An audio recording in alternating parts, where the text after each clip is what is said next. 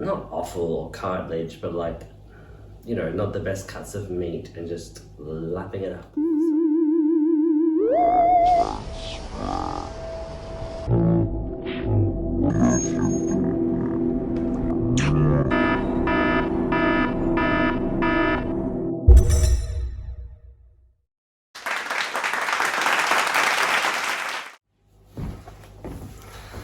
Hello and welcome back to Thirst Time.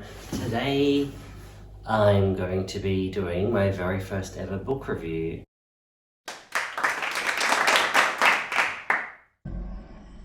I'm one of those people who loves books. If I'm visiting a town, I'm walking through, I will have to stop past and look at a bookshop, and I stare and I want to go in. I'm just drawn to it, and it doesn't mean that I'll read books. So I've got about 5 boxes of books or so, and I want to read them because I want to buy more. And a cousin of mine, well, I visited her in Cambridge and went to the university shop and found a book.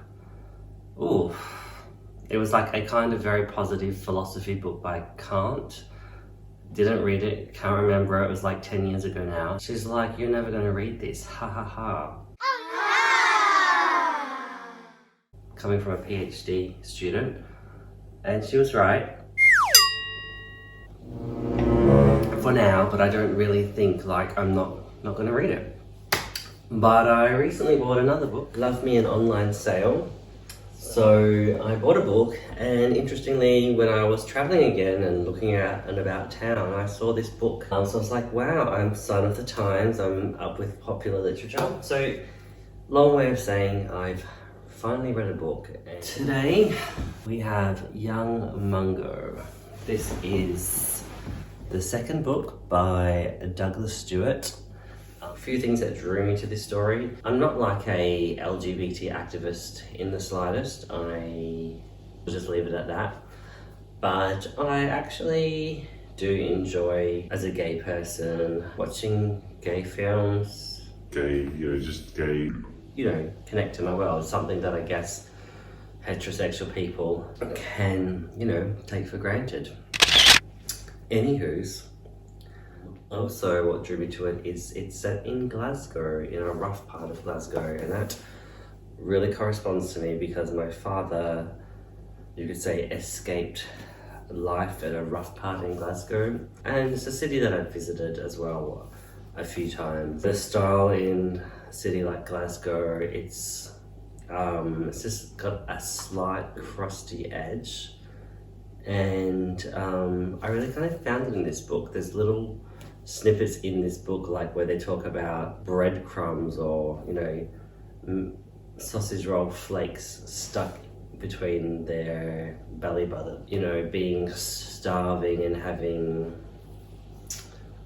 not offal or cartilage, but like, you know, not the best cuts of meat, and just lapping it up. So kind of resonates a little bit with me. There are some important little quotes that I wanted to share without, you know, ruining the story. He pushed his finger into the hole. "Can I?"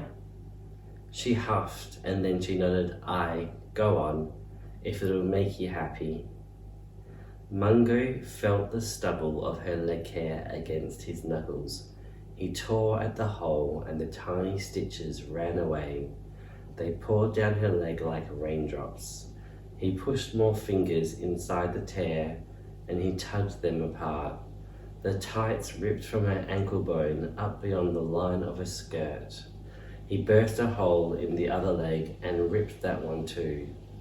Momo clung to the counter and squealed in delight. They had loved this game as children. When her tights had become laddered beyond decency, she let the children rip them up. They made a game of pulling their mother out of her chair by her stocking feet, dragging her giggling across the floor until finally the pale softness of her legs thudded to the carpet like chicken meat escaping from a string bag.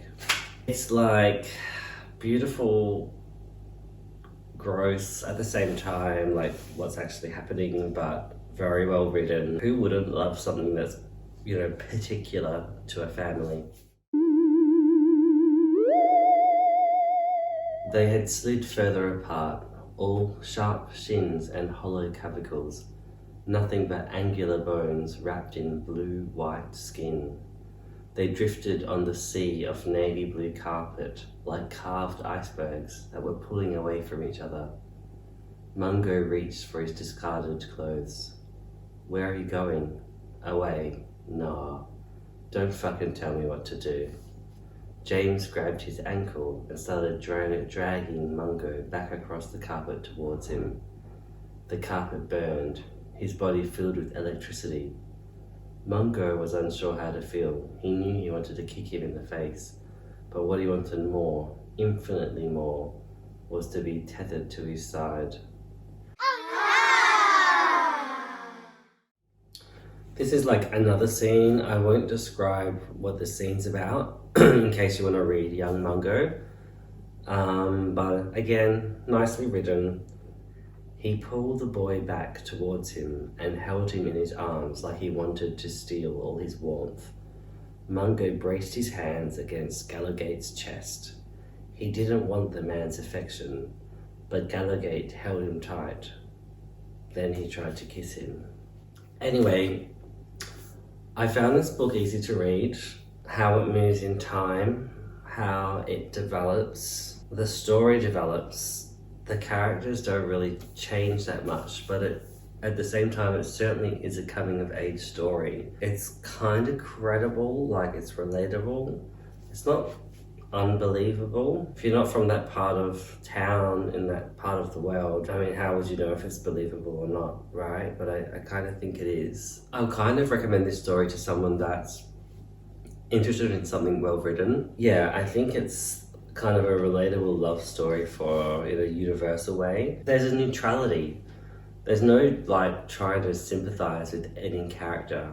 Douglas Stuart, I feel, portrays characters as real people. Maybe that's what made it so vivid and seemed real and made it interesting. I wasn't drawn to any particular character or really rooting for them. I was just observing. I would say that's quite a fine achievement to not actively promote any character, but yet still maintain my attention, my interest as a reader. You're relying on the flow, the rhythm, the words, the development of the story. Douglas Stuart, I'm not like saying, oh my god, he's the best I've ever read, but he won a Booker Prize. And you know what? I'm not saying he's not the best I've ever read. He made a non-reader get through this book. I don't know how long it took me. I think you could get into this book by page 50. You'll know if you're into it. It's given me another impression of Glasgow. It's this writer's impression, but it's building my world, and maybe my father and his family there aren't going to tell me everything. Next up, kinda really still in the intro, fucking loved it. I saw a quote from this author, Kurt Vonnegut. Maybe I'm saying it really wrong, but I really liked his shtick. I really hope to be talking about this in the next book review episode.